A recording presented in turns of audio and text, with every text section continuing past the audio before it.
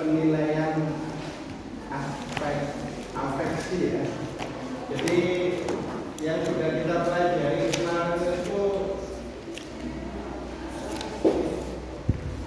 apa afeksi ya. Jadi masih tentang definisi, ciri-ciri ataupun atribut-atribut yang terkait afeksi. Kemarin sudah kita bahas bahwasanya hasil belajar yang diperoleh peserta didik itu mereka mengalami perkembangan pada aspek kognitif, pada aspek afektif, dan pada aspek psikomotor. Nah, itu yang diperoleh dari hasil dari pembelajaran itu bisa dikelompokkan ke 3 ini kan. Kemarin sudah kita bahas itu. Tetapi apakah hasil belajar itu betul diperoleh? Itu bisa kita pastikan jika kita melakukan evaluasi atau penilaian atau pengukuran. Nama lain evaluasi itu kan asesmen, apa lagi? Selain asesmen, measurement, pengukuran, dan mungkin ada istilah lain. Nah, afeksi sendiri kemarin itu bentuknya atau atribut-atributnya itu luas. Kita bisa simpulkan aspek psikologis selain kognitif itu semuanya adalah wilayahnya afektif. Manusia itu ada komponen fisik, ada komponen psikis, kan?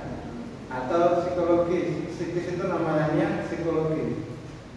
Nah, hal-hal yang bersifat psikologis itu ada yang kognitif. Nah, yang selain kognitif itu apa? Yang psikologis itu kan yang nggak nampak. Yang fisik itu yang nampak. Yang psikologis itu yang ada di dalam diri kita. Nah, yang psikologis itu bentuknya bisa kognitif. Intelektual kecerdasan itu adalah sesuatu yang sifatnya psikologi juga.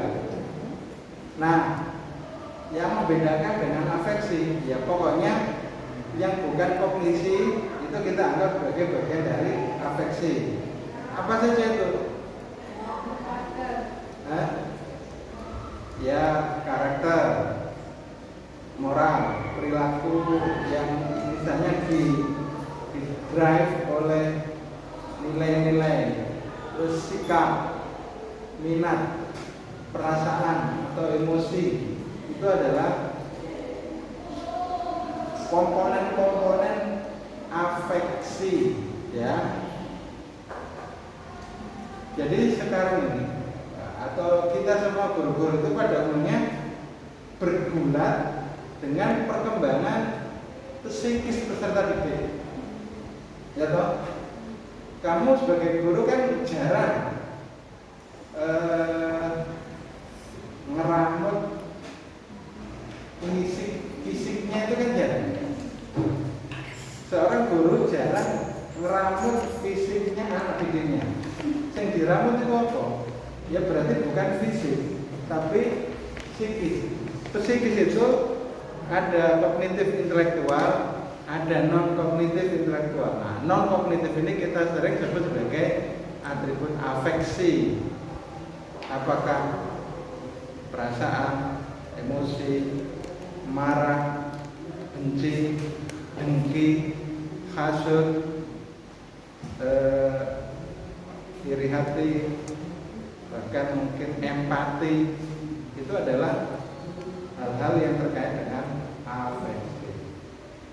Dan kita banyak referensi yang menyatakan bahwa aspek afeksi ini ngedrive perilaku. Aspek afeksi itu yang membimbing perilaku seseorang. Wujud berupa tindakan itu tidak serta-merta lahir tanpa ada pengaruh dari afeksi. Karena sikap kamu benci terhadap Israel, misalnya ya, benci terhadap Israel, maka kamu memboikot semua produk-produk yang mendukung Israel. Tindakan boikot, nah itu kan tindakan. Itu adalah perwujudan dari afek berupa benci terhadap Israel tadi itu. Paham ya? Karena itu penting seorang guru itu memahami afeksi peserta didik, strategi mengajarnya, metode mengajarnya, dan juga penting memahami cara merekam, mengevaluasi perkembangan afeksi peserta didik. Contoh kejujurannya.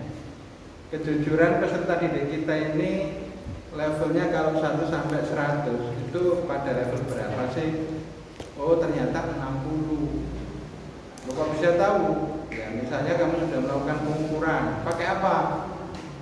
Misalnya pakai ini alatnya kepolisian, kan itu ada itu untuk mendeteksi terhadap kejujuran.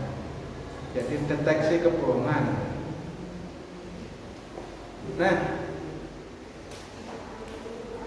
pendidikan itu memang lebih banyak menyasar perkembangan aspek psikis, kognitif, afektif. Walaupun ada juga yang menyasar aspek fisik, fisiomotorik berupa keterampilan.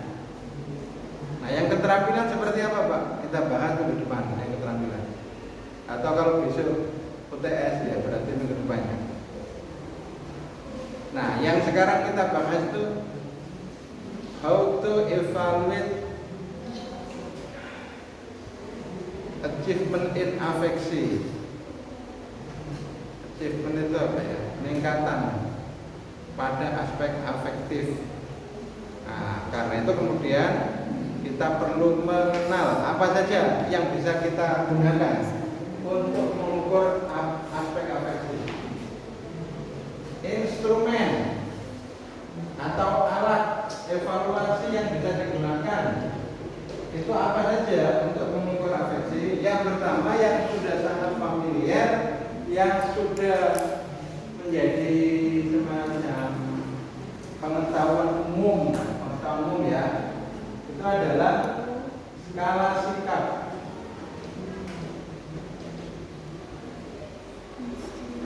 Skala sikap itu maksudnya apa? Skala sikap adalah skala yang digunakan untuk mengukur sikap. Dan seringkali skala sikap ini merujuk kepada skala yang dibuat oleh Likert, yaitu Likert scale. Seringkali sebutannya Likert scale. Likert scale itu seringkali ditandai dengan 5 tingkat berupa tingkat persetujuan atau ketidaksetujuan. Misalnya ada pertanyaan misalnya begini, Israel adalah penjahat perang, misalnya begini ya, ada pernyataan seperti ini. Nah, ketika pertanyaan seperti ini, kita bisa melihat sikapnya peserta didik kita itu dengan menyediakan jawaban dengan jumlah 5 jawaban. Nah, 5 tingkat jawaban ini dianggap miliknya Likert, sehingga sebenarnya adalah Likert scale. Ini adalah skala sikap yang mengacu pada Likert. Jawaban pertama misalnya sangat setuju. Yang kedua setuju. Yang ketiga abstain atau ragu-ragu. Yang keempat tidak setuju. Yang kelima, sangat tidak setuju. Nah, ini namanya skala Likert scale. Kamu misalnya kok nyusun sendiri,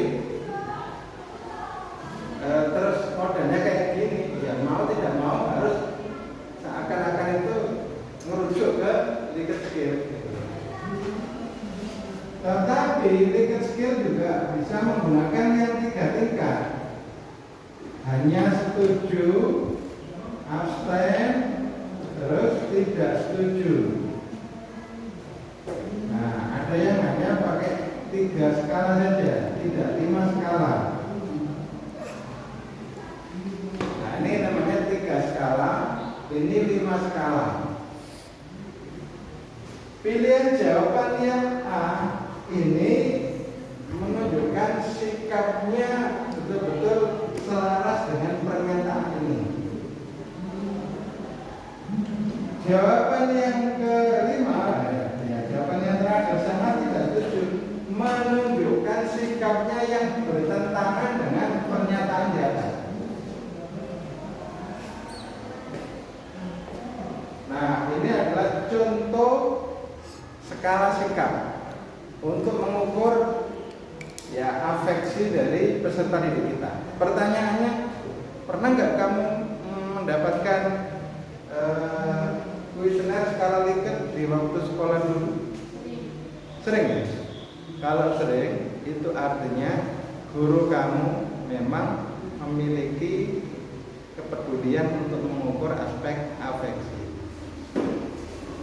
Tapi kalau misalnya tidak pernah diminta untuk ngisi kuesioner seperti ini, berarti guru kamu tidak mempedulikan aspek afeksi. Yang dipentingkan hanya pengetahuannya saja, pemahamannya saja.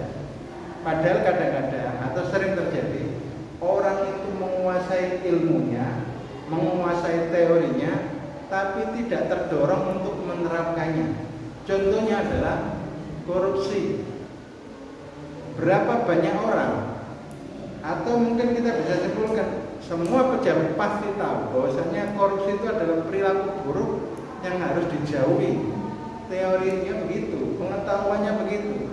Tapi siapa pejabat yang menerapkan teori itu? Kan enggak ada. Atau mungkin jarang sekali. Sehingga kita bisa simpulkan, kalau kita hanya mengandalkan pengetahuan, mengandalkan kognitif, itu belum tentu perilaku peserta didik kita itu mempraktekkan sesuai teori atau pengetahuan yang diperolehnya. Karena ada teori yang mengatakan yang lebih mempengaruhi itu aspek emosinya, aspek perasaannya, aspek afeksinya, aspek karakternya dibanding aspek pengetahuan. Banyak orang tahu kebaikan tapi tidak mau melakukannya. Banyak orang paham tentang kejujuran tapi tidak mampu menerapkan kejujuran. Nah, itu artinya apa? Berarti kalau kita pendidikan itu nyasarnya kepada kognitif semata, jangan harap perilaku peserta didik itu berubah. Nah, gitu ya. Simpulannya begitu. Nah, hasil belajar sikap, hasil belajar afeksi, coba buat pengukurannya menggunakan skala sikap. Oke, itu yang pertama.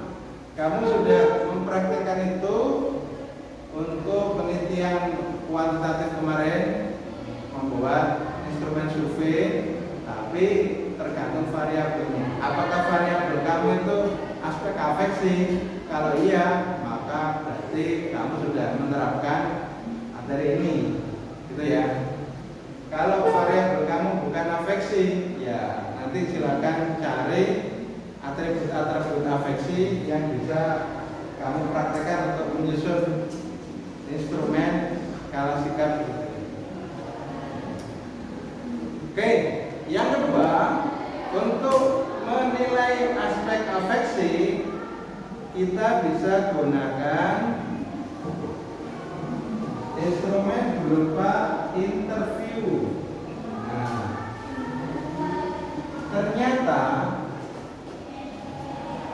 ternyata seorang guru itu ketika mau melihat adakah perubahan karakter dari peserta didik, itu bisa dilakukan dengan cara interview. Jadi kamu wawancara, misalnya terkait dengan keseharian peserta didik, apa kegiatannya, terus mengapa demikian. Maka kita bisa tahu watak, watuk, wahing dari peserta didik. Itu istilah wong Jawa, watak, watuk, wahingnya seseorang. Itu namanya pribadi atau karakter dari seseorang, itu bisa kita gali dengan cara interview. Adakah guru kamu yang sudah mempraktekkan interview? Nah, kalau belum, perlu kamu cermati apakah nanti kamu mempraktekkan interview. Kalau kamu praktek interview sekarang kan untuk penelitian kualitatif, tapi ini yang saya maksud interview kepada peserta didik kita untuk menggali pribadi dia, karakter dia.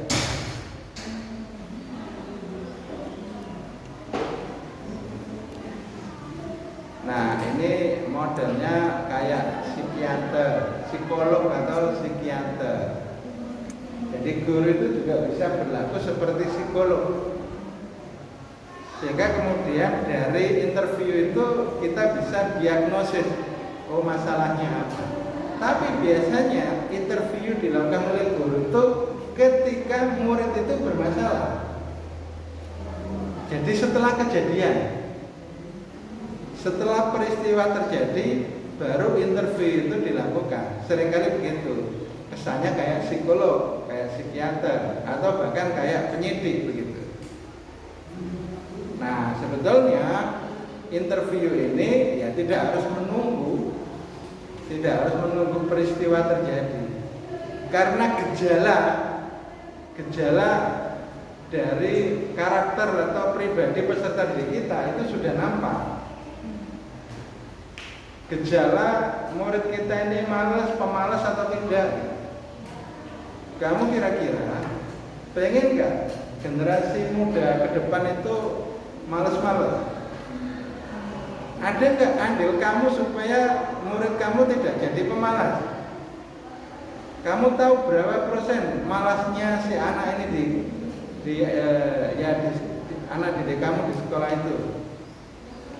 Apa upaya kamu supaya tidak malas anak-anak didik kamu? Sehingga itu nanti menjadi kepribadian yang terus hadir dalam hidup mereka. Keberhasilan hidupnya dapat ditopang dengan sikap hidup atau pribadi yang baik tadi itu. Bahkan bisa membantu kemajuan suatu bangsa, kemajuan peradaban Islam, kemajuan peradaban dunia, rahmatan lil alamin. Nah, kita begitu. Itu apabila kamu memahami aspek afeksi peserta didik dan bisa mengevaluasinya, bisa mendiagnosisnya, sehingga bisa melakukan treatment perbaikannya. Oke, sudah ada dua cara yang bisa kita gunakan untuk mengukur afeksi peserta didik. Cuma interview itu tidak menghasilkan data kuantitatif, sehingga sulit dibuat semacam scoring. Beda dengan skala sikap. Sejenis kuesioner survei skala sikap itu kan akhirnya bisa dikuantitatifkan, sehingga kita bisa buat kriteria tinggi, sedang, rendahnya aspek afeksi peserta didik. Itu bisa kita buat kuantitatifnya, skornya bisa kita buat, predikatnya bisa kita buat. Tapi kalau pakai interview, datanya data kualitatif, sehingga sulit kita membuat kriteria scoringnya, kita sulit membuat predikatnya. Paling-paling kita bisa menyebut baik, kurang baik, tapi tidak punya dasar secara konkret. Penyebutan baik, tidak baik itu dasarnya apa? Tapi kalau pakai kuesioner atau survei dengan skala sikap yang di atas tadi, itu kita bisa membuat scoring, bisa membuat kriteria dan membuat predikat dari capaian hasil belajar afeksi peserta didik kita. Itu kelebihan kelemahannya ya. Nah, sekarang kita lihat apa instrumen lainnya yang bisa kita gunakan selain skala sikap. Nah, bisa kita buat kuesioner. Tapi kuesioner itu pilihannya tidak harus skala sikap. Kuesioner itu bisa kuesioner terbuka, bisa kuesioner tertutup. Kalau kuesioner tertutup, opsi jawabannya bisa seperti ini. Tapi kalau kuesioner terbuka, itu pilihan jawabannya bisa diberikan, tapi ditambahkan item satu lagi. Misalnya ditambahkan menurut Anda. Nah, dijawab sendiri. Itu berarti kuesionernya terbuka. Atau tidak ada opsi jawabannya sama sekali, dikasih titik-titik sebagai jawabannya peserta didik tanpa dibatasi. Itu kuesioner terbuka. Jadi bedanya dengan skala sikap, itu kuesionernya tertutup. Tapi kalau kuesioner di sini sebagai cara untuk mengukur aspek afeksi, itu jawabannya bisa terbuka, pilihannya tidak disediakan, tapi isinya tergantung dari responden peserta kita. Tapi kalau yang skala sikap, tidak ada opsi jawaban lain kecuali yang sudah disediakan. Nah, begitu ya. Itu bedanya skala sikap dengan kuesioner. Nah, berikutnya kita bisa menggunakan semantik diferensial.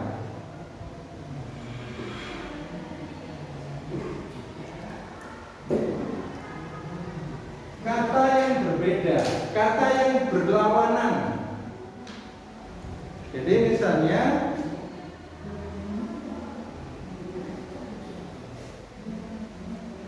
kita ingin tahu minat dari peserta didik kita terhadap materi PAI. Terus kita buat pernyataan. Pernyataannya misalnya begini, materi PAI penting sekali. Terus di sini kata penting, di sini kata tidak penting. Terus kemudian di sini ada pilihan jawaban 5, 4, 3, 2, 1. Dia disuruh memberi tanda silang pada salah satu pilihan angka. Dia menganggap pentingnya itu di mana? Misalnya pentingnya itu di poin 5. Itu artinya murid ini minatnya tinggi terhadap PAI karena apa? Menganggap materi PAI penting sekali. Paham ya? Kalau misalnya menggunakan contoh kata yang sudah saling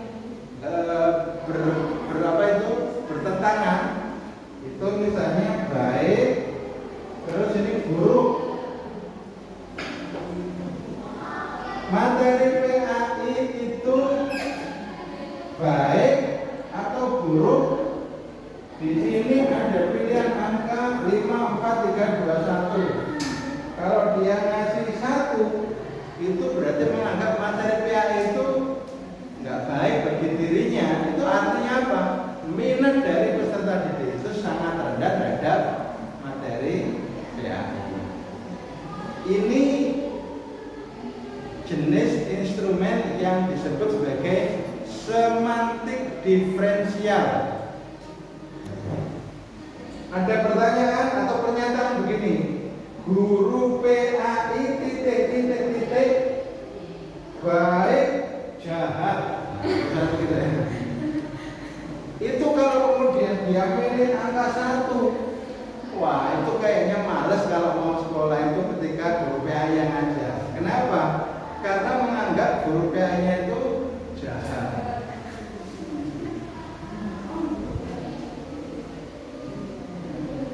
Apalagi contoh semantik diferensial yang bisa digunakan. Ya, cerdas, lawannya apa cerdas itu? Bodoh. Guru PAI titik, cerdas di sebelah kiri, bodoh di sebelah kanan.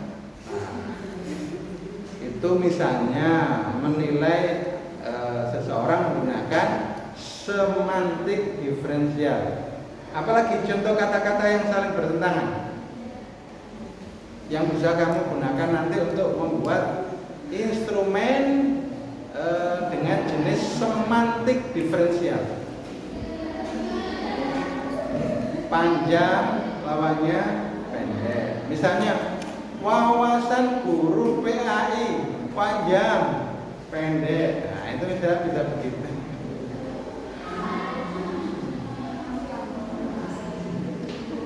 Coba buat atau contoh lain semantik diferensial yang lain apa ya?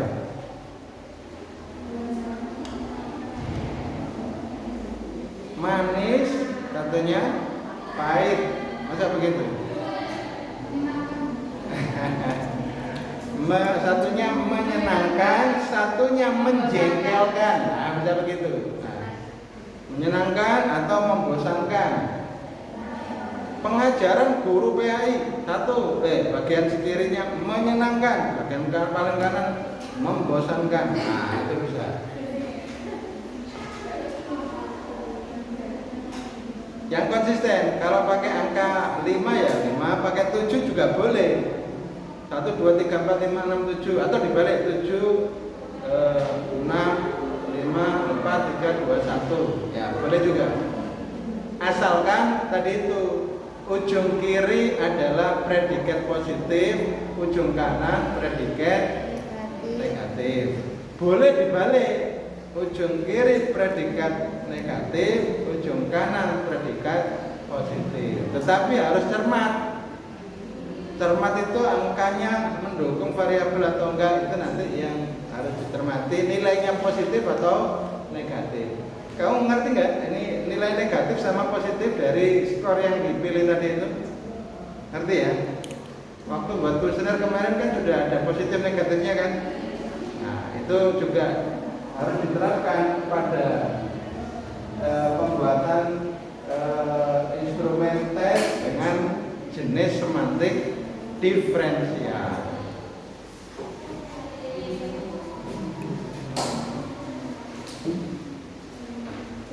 Berikutnya, selain semantik diferensial apalagi? Nah, kita bisa menggunakan instrumen berupa portofolio. Portofolio itu seperti rekaman kehidupan.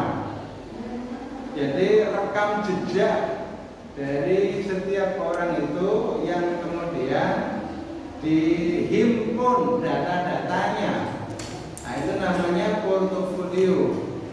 Jadi perilaku keseharian peserta didik, apakah kegiatan sholat berjamaahnya atau kegiatan ngajinya, itu semuanya di listing sedemikian rupa sebagai portofolio yang bersangkutan. Dari situ kita bisa mengenali aspek afeksi peserta didik. Anak ini disiplin enggak? Lihat portofolionya. Anak ini rajin beribadah enggak? Keimanannya tinggi atau enggak? Itu bisa dilihat dari portofolionya. Kalau sering sholat jamaah, indikasinya imannya tinggi. Kalau tidak pernah berjamaah, indikasinya keimanannya rendah. Itu. Baik, itu gambaran portofolio ya. Nanti silakan pelajari lebih jauh seperti apa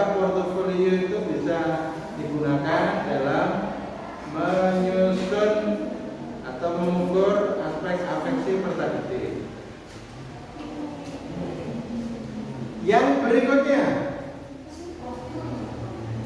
portofolio sudah. Yang berikutnya anekdotal record. Bisa dibacakan ini? Saya aja nggak bisa baca. Tanya harus dua-duanya. Anekdotal record, rekaman kejadian aneh.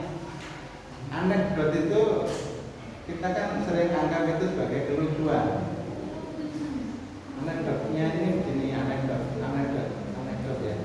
Nah, di sini diartikan kejadian aneh, kejadian di luar kebiasaan. Nah, itu dianggap sebagai anekdotal record, rekaman kejadian di luar kebiasaan.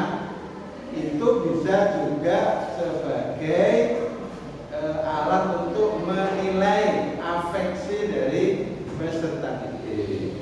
Itu ya, itu anekdotal record. Berikutnya yang bisa kita gunakan untuk mengevaluasi afeksi peserta didik adalah observasi. Observasi seperti dalam penelitian kualitatif, yaitu mengamati perilaku. Walaupun misalnya hanya selama di sekolah, guru itu bisa mengamati perilaku peserta didik, sikapnya, kepribadiannya, karakternya. Ada orang, ada guru yang mempunyai kepekaan tinggi, walaupun tidak sering ketemu sama peserta didiknya, tapi dia bisa membaca. Oh, karakter si anak begini. Oh, dia ini pemarah. Oh, dia ini introvert. Oh, dia ini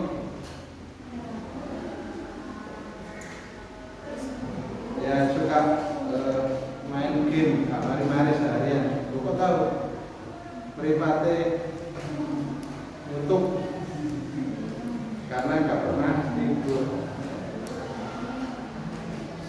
Oke, jadi itu adalah bagian dari observasi yang bisa kita gunakan untuk menilai aspek afeksi peserta didik. Oke, jadi untuk mengukur afeksi peserta didik itu bisa berbagai macam cara kita gunakan supaya kemudian datanya valid, perkembangan afeksi peserta didik bisa kita rekam dengan baik. Ya, ditutupnya.